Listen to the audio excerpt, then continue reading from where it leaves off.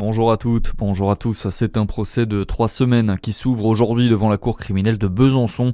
Un bûcheron âgé de 25 ans est poursuivi pour viol, agression et harcèlement sexuel et pour atteinte à la vie privée.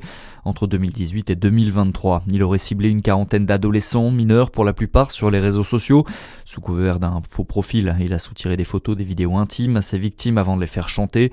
Le prévenu risque jusqu'à 20 ans de prison.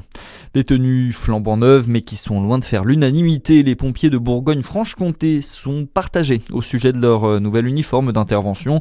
Une tenue pensée pour faire des économies et pour être utilisable aussi bien dans la lutte contre les incendies que lors d'interventions sur des accidents de la route. Mais les premiers retours sont pour le moins mitigés, plus lourdes, moins pratiques et même plus dangereuses selon certains avis. Les SDIS de la région ont tout de même acheté une dizaine de ces tenues afin de les tester sur le terrain. La CCI du Jura prépare ses cartons installés place de la Comédie à Lons-le-Saunier. La chambre de commerce souhaite désormais quitter ses locaux historiques, des locaux devenus trop coûteux en énergie. Interrogée par nos confrères d'actu.fr, Valérie Vaton, la directrice générale de la CCI, a confirmé que plusieurs pistes étaient actuellement envisagées. Un déménagement vers de nouveaux locaux ou, à défaut, une réhabilitation des lieux. Dans le reste de l'actualité, 10e jour de conflit au Moyen-Orient et l'Iran a annoncé avoir lancé ses premières salves de missiles vers Israël. L'armée israélienne a dit de son côté avoir lancé une nouvelle vague de frappes visant des infrastructures du régime dans le centre du pays. Conséquence de cette guerre, le prix du baril de pétrole frôle les $120 ce matin. Et face à l'inquiétude des automobilistes en France, Sébastien Lecornu a annoncé un plan exceptionnel de 500 contrôles dans les stations-service pour éviter les hausses abusives des prix à la pompe. Allez, on passe au sport. Dimanche triomphal pour les Bleus aux Jeux paralympiques de Milan-Cortina. Avec un premier sacre pour la délégation française, Cécile Hernandez s'est imposée hier en snowboard cross et conserve son titre paralympique.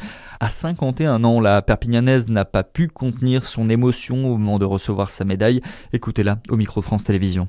C'est des larmes de tout, c'est des larmes d'émotion, c'est des larmes de fierté pour tous les sacrifices que j'ai faits, c'est des larmes de tous les souvenirs parce que j'ai eu des souvenirs compliqués là depuis 1 an et demi.